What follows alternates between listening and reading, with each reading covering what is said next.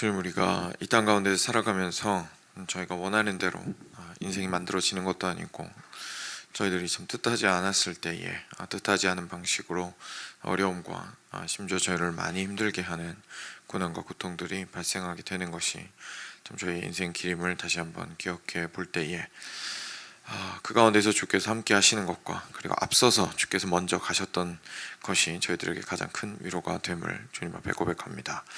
하나님 아버지, 저희가 이 땅을 살아갈 때에 겪는 어려움들과 또 처할 수 있는 고통들 속에서 그리스도인으로서 주를 어떻게 바라보아야 하는지를 항상 기억하게 하여 주시고, 주님 안에서 참 평안을 얻을 수 있도록 하여 주시며, 주님께서 영원토록 우리와 함께 하신다는 그 말씀 속에서 우리가 진정으로 격려를 받고 능히 살아갈 힘을 얻게 하여 주시기를 간절히 간구드립니다.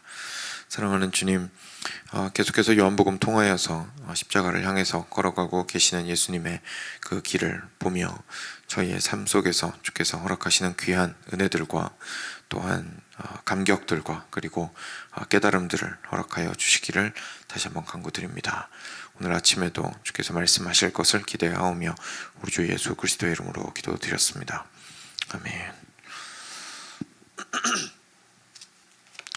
네, 요한복음 오늘은 14장 마지막 부분입니다. 25절부터 입니다.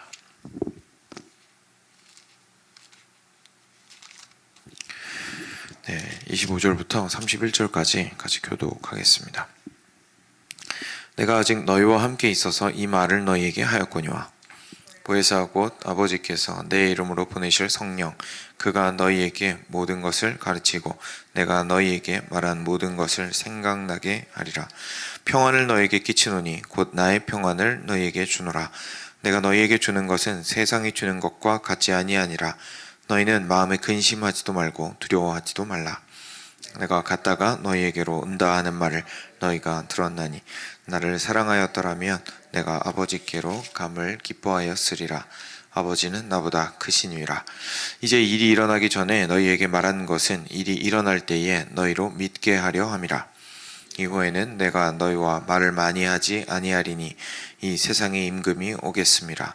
그러나 그는 내게 관계할 것이 없으니 함께 읽겠습니다. 오직 내가 아버지를 사랑하는 것과 아버지께서 명하신 대로 행하는 것을 세상이 알게 하려 함이로라. 일어나라 여기를 떠나자 하시니라. 아멘. 네, 어제에 이어서 계속해서 보겠습니다. 저희가 한 가지 기억하면 좀 도움이 되는 부분이 있는데요. 지금 14장 말씀이 쭉 이어지고 있는 그 배경이 결국 처음에 제자들이 예수님에게 정말 어디 가시면 어떡합니까? 라고 그 불안함을 표현했었고, 그리고 어디로 가시는지 모르는데 저희가 어떻게 따라갑니까? 라고 질문했던 것에 대한 대답으로서 지금 예수님이 이렇게 쭉 얘기하고 계시다는 것을 저희가 좀 기억을 해볼 필요가 있습니다. 그래서 그걸 기억을 해야 지금 오늘 말씀들이 더 잘 이해가 될 수가 있을 겁니다. 그렇다 보니까 27절 말씀이 일단 저희가 이해가 됩니다. 그렇죠? 불안해하는 제자들을 향해서 예수님께서 계속 말씀하고 계시니까 평안을 너희에게 끼치노니 라고 말씀하십니다. 하나님께서 이 땅을 처음에 창조하셨을 때 이 땅 가운데 있었던 것은 평안이었습니다.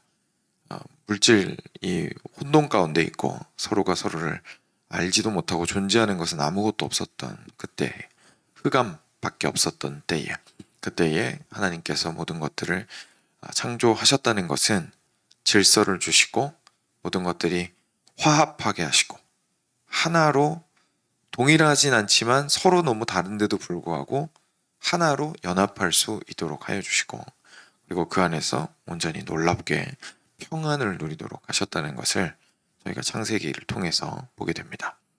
에덴 동산의 그 아름다움과 풍요로움과 풍족함은 우리에게 평안에 대한 새로운 눈을 좀 보여줍니다.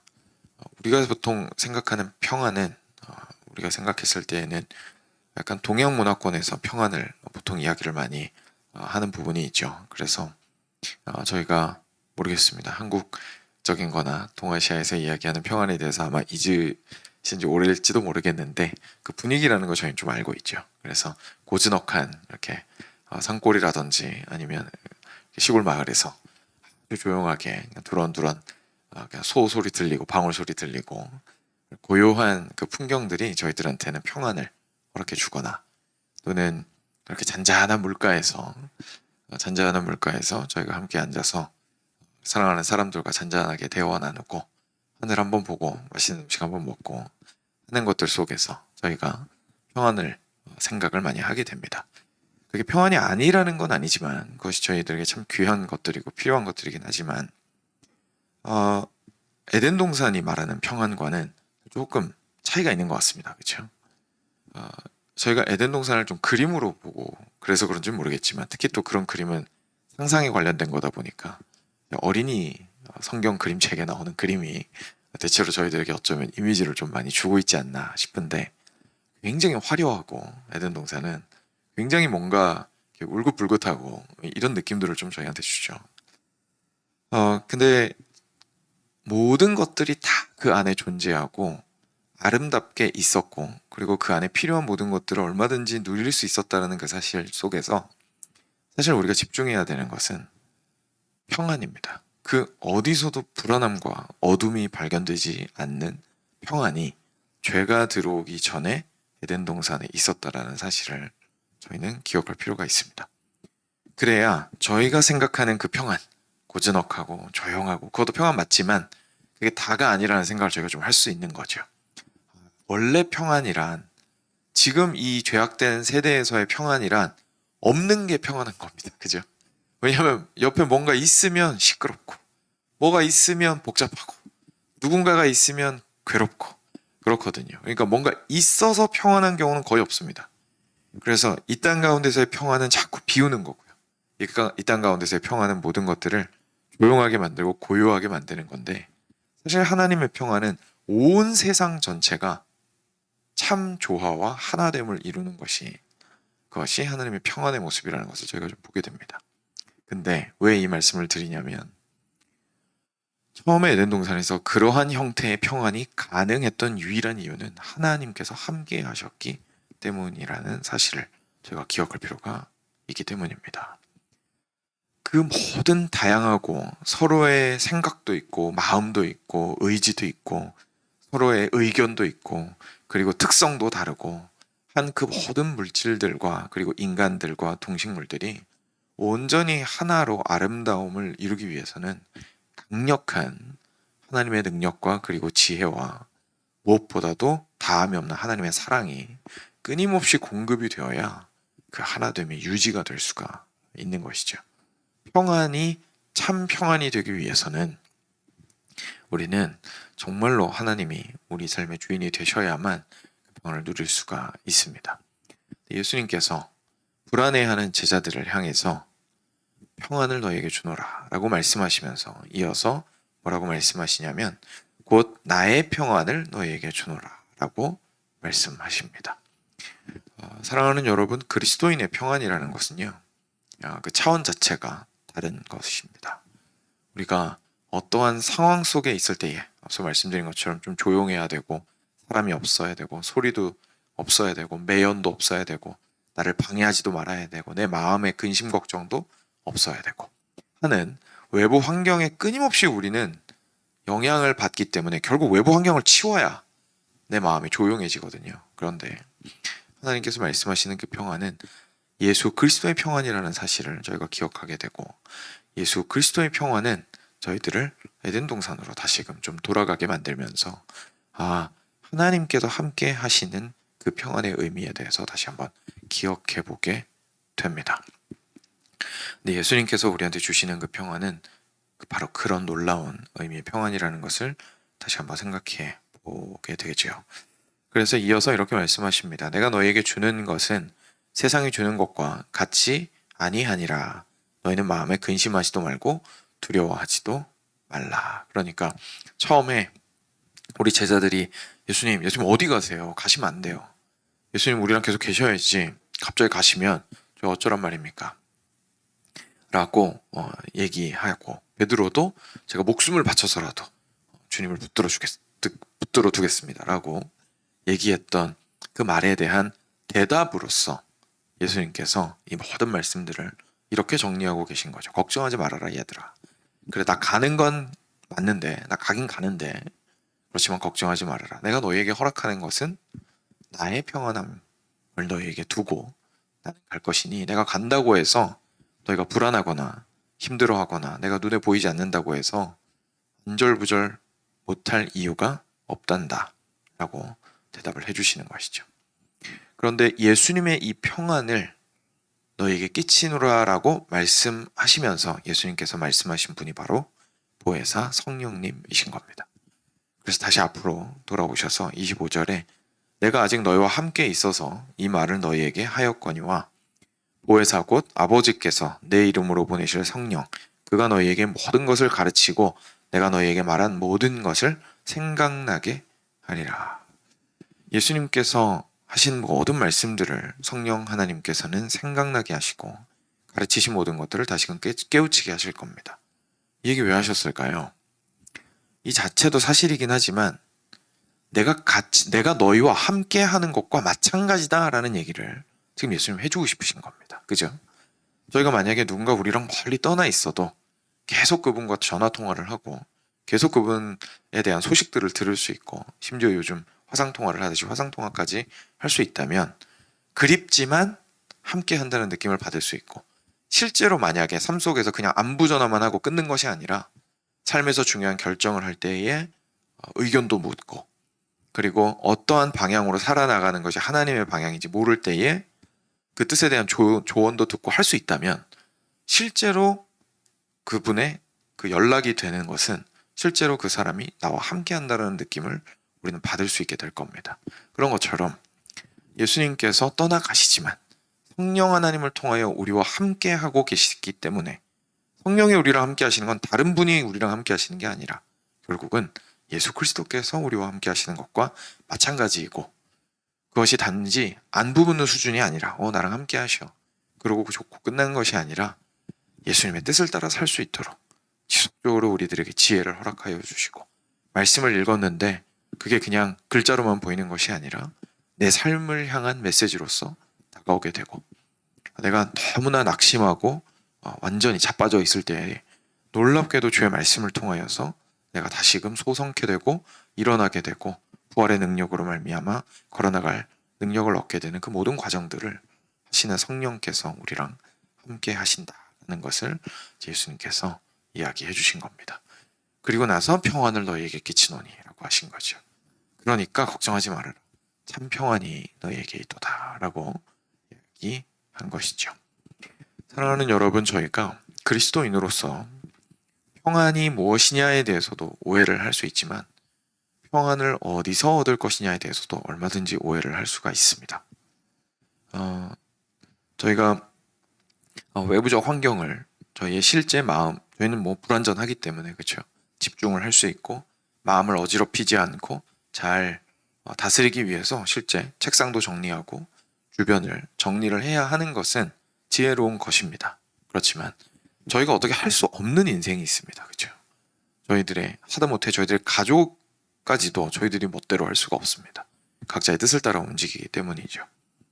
그러니 불안함 가운데 있을 수밖에 없는데 그때에 가장 먼저는 무엇이 평안이냐, 이 존재 자체를 치워 없애버리는 것이 이 상황에서 내가 도망치는 것이 내가 평안한 것이냐 라는 생각을 먼저 좀 해볼 필요가 있고요.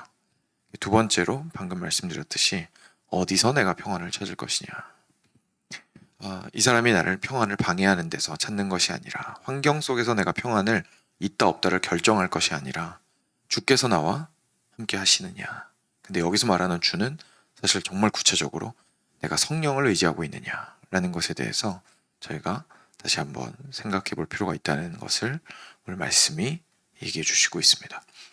그리고 이 성령께서 하시는 일이 결국은 예수 그리스도께서 가르치신 것을 생각나게 하시고 우리 마음에 담아주시고 깨닫게 하시는 것인 만큼이나 우리가 성령을 의뢰하고 의지함으로 말씀으로 들어가야 되는 거죠. 말씀으로 들어가야 되는 거죠. 저희들이 실제로 육신을 가지고 있고 뇌가 있고 그렇죠.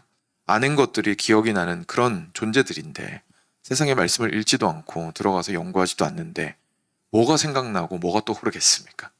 판단할 수 있는 것도 없고 근거도 없이 막연하게 성령께서 나에게 말씀해 주시리라고 생각하는 것은 사실 성령께서 역사하시는 방법에 대해서 우리가 크게 오해할 수 있는 부분입니다. 성령께서는 먼저 우리에게 영감하신 말씀을 허락해 주셨고, 그리고 그 말씀을 온전히 주의 뜻대로 받아들일 수 있기 위하여 우리 안에서도 함께 역사하시는 분이십니다. 그래서 과거에도 역사하셨고, 그래서 이미 기록된 말씀을 주셨고, 오늘도 우리와 함께 역사하셔서 말씀을 통하여 그리스도가 나와 함께 하신다라는 사실을 우리에게 깨닫게 하시는 것이죠. 그래서 저희들에게 말씀은 선택이 아닙니다. 말씀은 필수입니다. 그리고 이 말씀이야말로 실제로 저희 주변에 저희를 어지럽게 만드는 환경 가운데에서 성령을 의뢰하고 의지함으로 참된 평안을 누릴 수 있는 질서를 허락해 줄 수 있는 우리의 진리이자 생명이 되는 말씀입니다. 그래서 이 말씀 가운데로 우리가 들어가는 것이 참된 의미에서 우리를 고요하게 하고 참된 의미에서 우리를 평안케 하고 무질서한 우리의 삶에 질서가 생기게 만들고 무질서한 나의 마음을 바로잡아주는 역할을 한다는 사실을 저희가 기억할 필요가 있습니다. 그래서 예수님과 함께 하기를 진정으로 우리가 원하는 만큼이나 성령을 진정으로 붙들기를 원해야 하고, 그리고 성령과 함께 동행하기를 원하는 만큼이나 우리는 말씀 안으로 깊이 있게 들어가야 할 필요가 있다는 사실을 기억해야겠습니다. 이어서 계속해서 말씀하십니다. 내가 갔다가 너희에게로 온다 하는 말을 너희가 들었나니 나를 사랑하였더라면 내가 아버지께로 감을 기뻐하였으리라. 아버지는 나보다 크심이라. 한 번 더 반복을 하시는 거죠.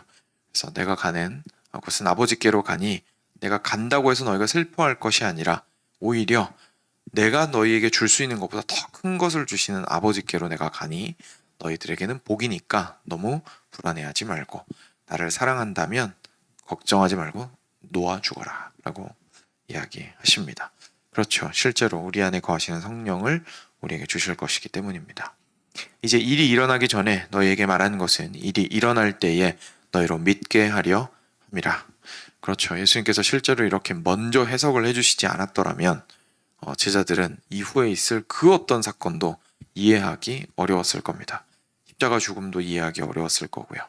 예수님께서 미리 다시 살아날 것에 대해서 말씀하지 않으셨다면 부활하신 예수님을 보고 그걸 어떻게 믿습니까?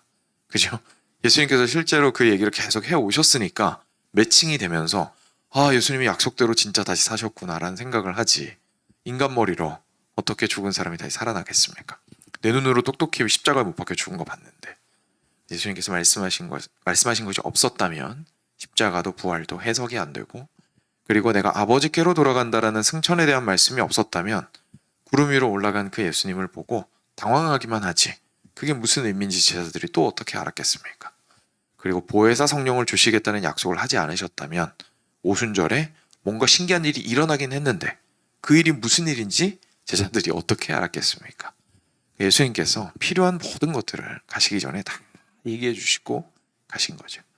그래서 내가 말한 것은 일이 일어날 때에 너희로 하여금 믿게 하기 위하여 미리미리 말해주고 있는 것이다 라고 예수님께서 말씀하셨습니다. 이후에는 내가 너희와 말을 많이 하지 아니하리니 이 세상의 임금이 오겠음이라. 그러나 그는 내게 관계할 것이 없으니 오직 내가 아버지를 사랑하는 것과 아버지께서 명하신 대로 행하는 것을 세상이 알게 하려 함이로라 라고 말씀하십니다.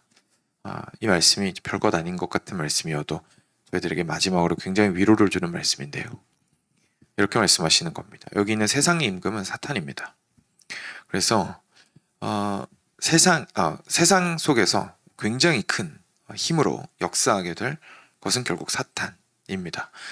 실제로 예수님께서 십자가에 못 박혀 죽으실 때는 예수님이 정말로 세상을 이제 눈에서 안 보이게 떠나셨기 때문에 그때만큼 사탄이 기뻐하고 자기가 정말로 이 세상을 다시금 장악하게 되었다라는 것에 대해서 얼마나 행복해했겠습니까? 사탄의 권세가 그때만큼 크게 드러난 적이 없었을 수도 있습니다. 그런데 3일 천하였죠. 말 그대로 3일 천하였죠. 예수 그리스도께서 나타나시지 않는 동안은 사탄이 그렇게 기뻐했을 수 있겠으나 3일째에 부활하심으로 사탄의 가장 큰 무기인 사망을 예수님께서 깨부수고 일어나셨습니다. 그래서 그 사탄은 완전히 힘을 잃은 존재가 될 수밖에 없게 되었죠. 그 예수님께서 하신 일이었습니다. 그래서 겉으로 보았을 때는 세상 권세가 세상의 임금이 사탄의 권세죠. 세상의 임금이 굉장히 득세하는 것처럼 보일 수 있겠으나, 그래서 그것 때문에 내가 죽임당하는 것처럼 느껴질 수 있겠으나 사실 그는 내게 관계할 것이 없으니, 걔가 뭐 나를 어떻게 할 수 있는 게 아니다. 사탄이 나를 어떻게 할 수 있는 게 아니다. 오직 내가 이 길을 가고, 그리고 심지어 십자가에 못 박혀 죽는 것은 31절 말씀대로 오직 내가 아버지를 사랑하며 그리고 아버지께서 명하신 대로 행한 것일 뿐이다 라고 예수님께서 말씀하십니다. 저희는 인생을 살아가면서 너무 연약한 인간이기 때문에 주변에 죄악된 사람이나 잘못된 정보나 아니면 나쁜 의도를 가진 사기꾼이나 접근을 해와서 저희의 삶을 뒤흔들면 저희 삶이 그것 때문에 엉망이 됩니다. 그렇죠? 예수님께서는 그런 분이 아니시라는 얘기입니다. 겉으로 보았을 때는 죽음을 향해 가고 계시기 때문에 삶이 엉망이 되는 것처럼 보입니다. 가룟 유다가 막 사람을 갖다 팔고 예수님을, 주변에서 유대인들은 너무너무 미워하고 영적인 세력은 계속해서 예수님을 죽이려고 달려들고 있고 하는 그 모든 상황 속에서 얼마나 엄청난 모습을 보이셨냐면 그 어떤 것에도 자신의 인생의 목적이 흔들리지 아니하시고 십자가를 향해서 끝까지 가심으로 모든 사업을 완수하셨는데 그 마음의 동기는 언제나 아버지 하나님을 향한 뜨거운 사랑이었습니다. 그리고 하나님을 너무나 크게 사랑하심으로 그분의 말씀을 순종하신 거였다는 것을 저희가 보게 됩니다. 말씀을 맺으면서 14장 전체의 말씀을 한번 쭉 돌이켜보시면 좀 하나로 엮이는 것을 경험하시게 될 겁니다. 저희의 평안이라는 것이 궁극적으로 저희가 얻고자 하는 것이고, 결론적으로도 예수님이 14장에서 하시는 말씀은 평안을 너에게 주노라, 나의 평안을 너에게 주노라 라는 말씀이었습니다. 그런데 그 평안의 모양이 어떤 평안인지에 대해서 오늘 상세하게 말씀해 주시고 있는 거죠. 14장을 통해서. 그 평안은 성령께서 함께 하시는 삶입니다. 그런데 성령께서 함께 하시는 삶이 주는 그 평안은 하나님을 뜨겁게 사랑함으로 하나님의 말씀을 끝까지 순종하고자 하는 삶으로서 드러나게 됩니다. 그것이 예수님에게서 발견하는 평안입니다. 십자가의 길을 걸어가실 때에 그 수많은 공격과 유혹과 어려움에도 전혀 흔들리지 아니하시고 하나님을 깊이 사랑함으로 끝까지 순종함으로 가셨던 것이 그리스도의 평안함이었습니다. 그 평안함은 심지어 십자가 위에서까지 저희가 보게 되는 것을 보게 됩니다. 우리에게 그 평안을 주신다는 얘기입니다. 이 땅 가운데에서 살아가는 삶이 어렵습니다. 그런데 거기에서 흔들리게 되고 벅차게 되고 그리고 넘어질 것 같은 또는 실제로 넘어지는 상황이 발생을 할 때에 우리가 참으로 우리를 평안하게 만드는 것은 오직 성령과 함께 함으로 성령께서 주시는 하나님을 향한 사랑을 잃지 아니하고 지금 그 어려운 순간에서 내가 왜 이 꼴을 당해야 돼? 라고 질문하는 것이 아니라 이유야 무엇이든지 간에 내가 이 상황에서 어떻게 하나님의 백성으로서 하나님을 사랑함으로 죄 뜻에 순종하는 삶을 살 것인가? 라는 질문을 하는 것이 우리에게 사실은 상황을 초월한 참된 평안을 허락해주는 길이라는 것을 저희가 다시 한번 14장 전체를 통해서 기억해 보아야겠습니다. 기도하겠습니다.